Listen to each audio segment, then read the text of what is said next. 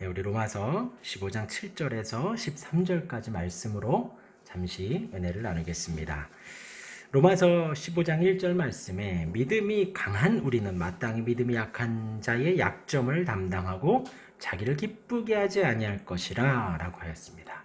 그러니까 바울을 포함하여서 믿음이 강한 자는 약한 자를 업신여기지 말고 마땅히 섬겨주고 품어주고 하라는 거예요.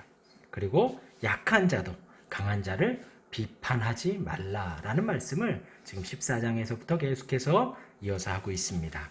그 가운데 이제 오늘 읽은 7절 말씀이 정리를 하는데, 그러므로 그리스도께서 우리를 받아 하나님께 영광을 돌리신과 같이 너희도 서로 받으라. 하나님께 영광 돌리는 것이 우리 인생의 목적입니다. 목표입니다. 우리가 평생 살아가며 하나님께 영광 돌리는 것을 절대 잊으면 안 됩니다. 그것은 나의 이해 득실과도 비교할 수 없고 하나님의 영광이 우선입니다. 그리고 나의 건강과도 아픈 것과도 비교할 수 없습니다. 하나님의 영광이 우선입니다. 하나님께 영광 돌리시는 것. 그래서 고린도전서 10장 31절에 이렇게 이야기했죠. 그런즉 너희가 먹든지 마시든지 무엇을 하든지 다 하나님의 영광을 위하여 하라. 우리의 숨쉬고 먹고 마시고 무엇이든지 하나님의 영광을 위해서 하라라고 이야기를 했습니다. 그래서 그리스도께서 죽을 수밖에 없는 우리를, 죄인된 우리를 받아주시고 구원해 주셔서 하나님께 영광을 돌리셨습니다. 그와 같이 서로 받으라는 거예요. 그래서 이하의 말씀이 이를 뒷받침해 줍니다. 이제 8절 말씀에 보면 내가 말하노니 그리스도께서 하나님의 진실하심을 위하여 할례의 추종자가 되었으니 이는 조상들에게 주신 약속을 견고하게 하시고 라고 하였습니다. 그리스도께서 하나님의 진실하심을 위하여, 진실이라는 것은 아멘이라는 것과 맞아요. 그리고 진실은 충성과도 같습니다. 그러니까 그리스도께서, 예수님이 하나님의 말씀이 진실되다는 것, 하나님의 말씀이 아멘이라는 것, 또 하나님의 말씀에 예수님이 충성하시기 위해서 무엇을 했냐? 할례의 추종자가 되었다는 거예요. 이렇게 나왔지만 본뜻은 뭐냐? 할례 받은 자들의 추종자, 할례 받은 자들의 심부름하는 자, 할례 받은 사람들의 시종을 드는 자라는 말과 같은 거예요. 하나님의 말씀을 진실되게 성취하기 위해서 예수님께서 친히 할례 받은 사람들, 누구냐? 유대인들을 말하는 거예요. 지금 로마서는 두 부류로 나누고 있죠. 구원받은 선민, 유대인, 이스라엘. 그리고 그들이 하나님 앞에 불순종함으로 말미암아 하나님의 긍휼하심이 이방으로 퍼져갔죠. 그 긍휼하심을 받은 이방인들. 그리고 지금 바울은 그리스도께서 하나님의 말씀이 진실하다는 것을 증명하기 위해 유대인들의 수종자가, 시종자가, 심부름하는 자가 되었다라고 지금 말하는 거예요. 그것이 바로 할례의 추종자가 되셨으니 이는 조상들에게 주신 약속들을 견고하게 하시려고. 조상들이라면 그 유대인들을 말하는 거예요. 아브라함의 자녀들, 그들에게 한 약속이 있지요. 그 약속을 견고하게, 더 튼튼하게 하나님, 그 약속을 완전히 이루시기 위해서 예수님이 친히 낮아지시고 예수님이 친히 고난 가운데 들어가셨다라는 거예요. 그리고 마찬가지로 9절에 이방인들도 그 긍휼하심으로 말미암아, 방금 말씀드렸죠. 유대인들이, 하나님의 선민 이스라엘 백성들이 불순종함으로 말미암아 하나님의 긍휼이 이방들에게로 옮겨졌습니다. 그래서 이방인들도 그 긍휼하심으로 말미암아 불쌍히 여겨주시고 하나님의 자비하심과 은혜로 말미암아. 그러니까 우리가 이 자리에 있는 이유는 딱 한 가지입니다. 다른 이유가 있는 게 아니에요. 내가 구원받았다, 내가 하나님의 자녀가 되었다, 내가 하나님의 백성이다 라는 어떤 자부심이 있고 감사함이 있고 찬양할 제목이 있다면 그 하나님의 이유는 뭐냐? 하나님의 긍휼하심인 거예요. 하나님이 우리를 불쌍히 여기셨기 때문에 우리가 구원의 반열에 들고, 하나님이 우리를 긍휼히 여기셨기 때문에 우리가 지금 이렇게 주님을 찬양하고 그 십자가 은혜를 우리 마음에 새길 수가 있고 부활의 소망을 우리가 소망하며 바랄 수가 있는 거예요. 이방인들도 그 긍휼하심으로 말미암아 하나님께 영광을 돌리게 하려 하심이라. 그래서 이방인들이 다 하나님께 영광 돌리죠. 아, 내가 구원받았구나. 내가 하나님을 찬양하게 됐구나. 그러면서 이제 하나님의 말씀의 인용을 계속해서 합니다. 9절 그 마지막 하반절이 시편 18편 49절의 말씀이에요. 우리 같이 한번 읽어보겠습니다.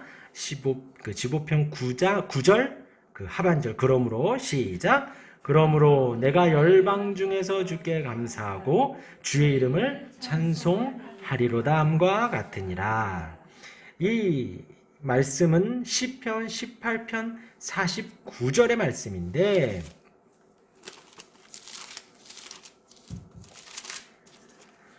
다윗이 주변국들을 정복한 후에 그 승리로 말미암아 하나님을 찬양한 노래입니다. 이 시는 다윗이 이제 시편 18편이 시작될 때를 보면 이제 파란 글씨로 나오는데 18편 위에 보면 여호와의 종 다윗의 시 인도자를 따라 부르는 노래 여호와께서 다윗을 그 모든 원수들의 손에서와 사울의 손에서 건져주신 날에 그러니까 사울에서부터 건져주심을 받았다. 그럼 뭐냐면 다윗이 지금 왕으로 세워졌다라는 거예요. 사울에 이어서 왕으로 세워지고서 이 노래의 말로 여호와께 이르러 아뢰되. 그러니까 지금 다윗은 어떤 상황이냐? 모든 환난이 지나고 왕으로 올랐을 때에 그때 이 노래를 부르는 거예요. 그래서 이방인들 사이에서 이제 47절에 보면 인용한 말씀이 49절이고 47절의 말씀에 보면 이 하나님이 나를 위하여 보호해 주시고 민족들이 내게 복종하게 해 주시도다. 그러니까 다윗은 모든 전쟁에서 승리했는데 그 모든 영광을 누구한테 돌려요? 하나님께 돌리는 거예요.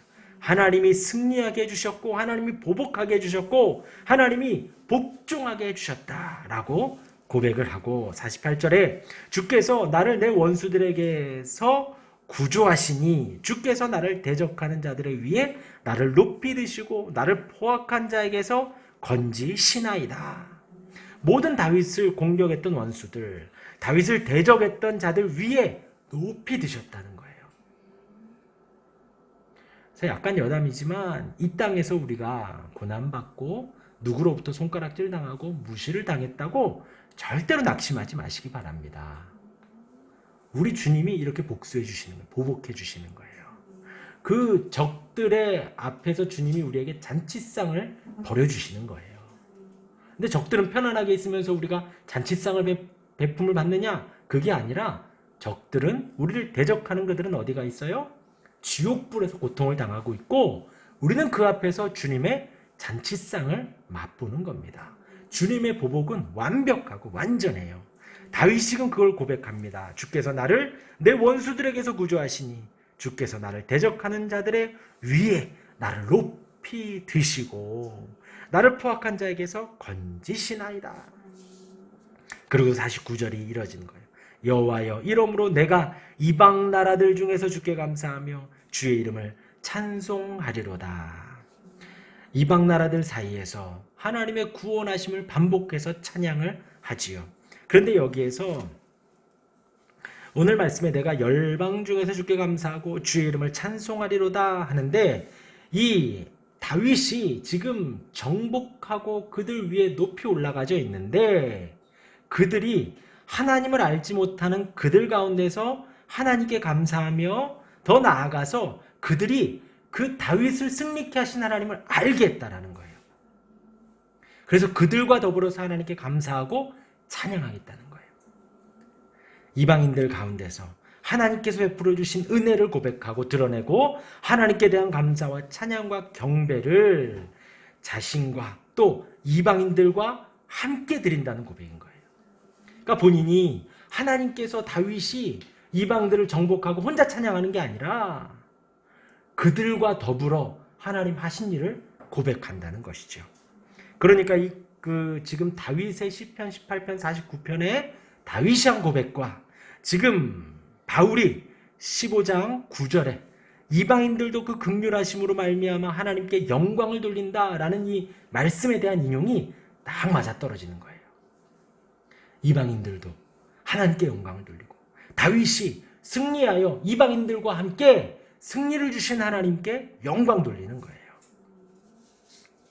다시 우리 본문으로 넘어와서 15장 로마서 15장 10절 말씀에 보면 또 이르되 열방들아 주의 백성과 함께 즐거워하라 하였으며 했습니다.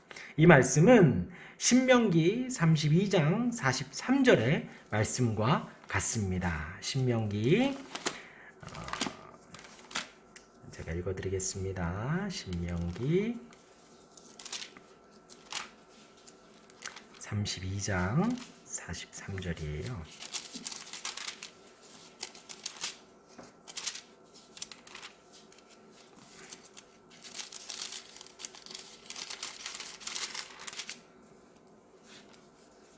(43절에) 너희 민족들아 주의 백성과 즐거워하라. 주께서 이 종들의 피를 갚으사 그 대적들에게 복수하시고 자기 땅과 자기 백성을 위하여 속죄하시리로다 라는 말씀이 43절 전체의 이야기예요. 그런데 이제 오늘 바울은 로마서에서 열방들아 주의 백성과 함께 즐거워하라 라고 하고 있습니다. 이방인들의 지위가 하나님을 섬기고 그분을 영화롭게 하는 데 있어서 이스라엘과 동참하는 높아진 사실을 상징적으로 나타냅니다.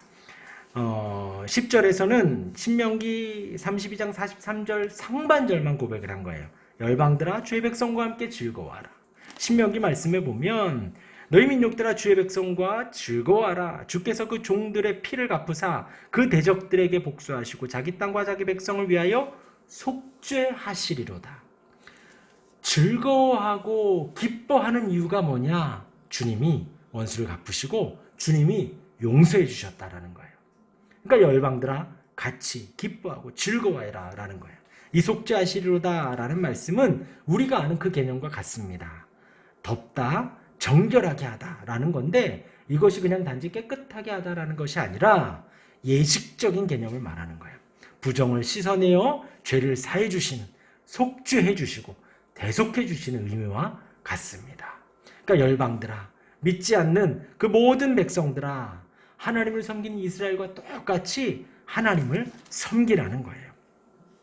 또 이제 11절 우리 본문으로 다시 돌아와서 15장 11절 말씀에 또 모든 열방들아 주를 찬양하며 모든 백성들아 그를 찬송하라 하였으며 이 말씀은 이제 시편 117편 1절의 말씀이죠.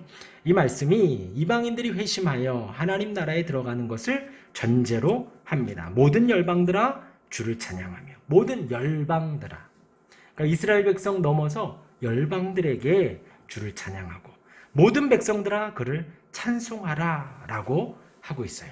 이방인들이 회심하고 하나님 나라에 들어갈 것을 전제로 하며 곧 모든 열방들이 하나님의 인자하심과 진실하심을 찬양하게 될 것을 예언하는 거예요. 시편 117편을 보면 제가 읽어드리겠습니다. 다 같이 찾으셔도 돼요. 117편, 네, 눈이 안 좋으신 분 계셔요. 힘드시면 117편이 성경에서 가장 짧은 장이에요. 그래서 117편 말씀을 구약 889페이지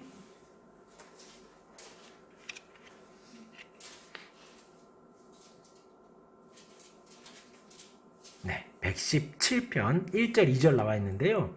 우리 같이 1절 2절 같이 한번 읽어보겠습니다. 시작. 너희 모든 나라들아 여호와를 찬양하며 너희 모든 백성들아 그를 찬송할지어다. 우리에게 향하신 여호와의 인자하심이 크시고 여호와의 진실하심이 영원하미로다. 할렐루야. 아멘. 너희 모든 나라들아 여호와를 찬양하라는 거예요. 너희 모든 백성들아 그를 찬송할지어다. 하나님을 찬송하고 찬양하는 사람은 누구냐면 하나님의 백성들이죠. 그러니까 이스라엘 나라, 이스라엘 백성, 이스라엘 민족뿐만이 아니라 너희 모든 나라들아 여호와를 찬양하고 너희 모든 백성들아 그를 찬송하라. 곧 모든 열방이 온 세상이 하나님의 인자하심과 진실하심을 그리고 2절 말씀에 여호와의 인자하심이 크시고 진실하심이 영원하미로다 그러죠. 모든 열방이 모든 나라가 그 인자하심을 찬양하는 거예요. 진실하심을 찬양하는 거예요. 그것을 예언하고 있죠. 똑같이 15편에서도 오늘 로마서 15장에서도 모든 열방들아 주를 찬양하며 모든 백성들아 그를 찬송하라 하고 있습니다. 그리고 이제 12절 말씀에 또 이사야가 이르되 이새의 뿌리 곧 열방을 다스리기 위하여 일어나시는 이가 있으리니 열방이 그에게 소망을 두리라. 이 말씀은 이사야 11장 10절의 말씀인데 이 이새의 뿌리라는 것은 이새가 다윗의 아비죠. 다윗의 혈통 중에 메시아가 난다라는 것은 유대인들 모두가 다 알고 있었어요. 그렇기 때문에 지금 바울이 이 말씀을 언급하고 있는 것입니다. 그리스도께서 이새의 뿌리에서 열방을 다스리기 위해서 일어나시는 이가 있으리니 열방이 그에게 소망을 두리라. 마찬가지로 예수님께서 이 땅에 오셨어요. 그리고 예수님은 혈통적으로 다윗의 계보에서 나셨습니다. 그렇기 때문에 지금 이 바울이 이 문구를 넣고 있는 것입니다. 이 이사야서 11장 10절 말씀은 이제 그 이사야에게 그날에 그때에 하면서 주님 오실 때에 베풀어 주시는 은혜를 고백을 하고 있어요. 주님 오실 때에 이새의 뿌리에게로 돌아오고 주님 오실 그날에 한 싹이 나서 만민의 기치로 서고 열방이 그에게로 돌아온다라는 겁니다. 그래서 지금 하반절에 열방이 그에게 소망을 두리라 라고 했는데 이것은 바울이 다윗의 그 의미와 똑같은 의미로 해서 조금 바꿔놓은 거예요. 열방이 그에게 소망을 두리라 라고 했는데 이사야 11장 10절에는 열방이 그에게로 돌아온다 라고 하고 있습니다. 열방이 그에게로 돌아오는 것이 그에게 소망이 있기 때문에 돌아오는 것이에요. 이새의 뿌리, 다윗의 혈통에서 난 메시아, 그에게로 이스라엘 백성들이 하나님의 택한 백성들이 다 돌아옵니다. 돌아와서 그에게 소망을 두는 거예요. 이 땅에 소망을 두지 않지요. 이 땅에 의지를 두지 않아요.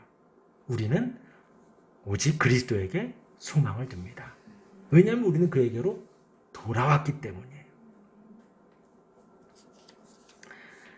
그리고 이제 13절에 바울이 더불어서 설명을 합니다. 소망의 하나님이 모든 기쁨과 평강을 믿음 안에서 너희에게 충만하게 하사 성령의 능력으로 소망이 넘치게 하시기를 원하노라.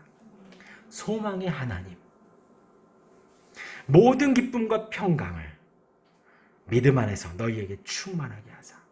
우리 안에 무엇이 충만하다고요? 모든 기쁨이, 구원의 기쁨, 하나님이 나를 택해 주신 그 기쁨, 내가 하나님의 백성이 된 그 기쁨, 그리고 평강이 믿음 안에서 충만하다는 거예요. 근데 그것이 우리 안에 생겨나는 것이 아니라 그 다음에 성령의 능력으로, 하나님의 능력으로 우리가 소망이 넘치는 거예요. 소망이 넘치는 거예요. 이 소망이 하나님께 넘친다. 왜 어떻게 그럴 수 있을까요? 하나님은 소망의 근원이시기 때문에 그래요. 하나님은 소망의 근원이시고 생명의 근원이시고 평강의 근원이세요. 흘러 넘칩니다. 조금 있는 것이 아니에요. 평강이 흘러 넘쳐요. 소망이 흘러 넘쳐요. 기쁨이 흘러 넘치고 생명이 흘러 넘칩니다. 그래서 우리의 초점을 주님께 맞추면 우리 또한 소망이 흘러 넘치고 기쁨이 흘러 넘치고 평강이 흘러 넘치는 거예요. 성령께서 우리로 하여금 소망의 하나님께 초점을 두고 그 소망이, 평강이, 기쁨이 넘치게 하십니다. 예, 참 좋은 말씀으로 쭉 기록되어 있어요. 그런데 오늘 말씀의 주된 맥락은 뭐냐?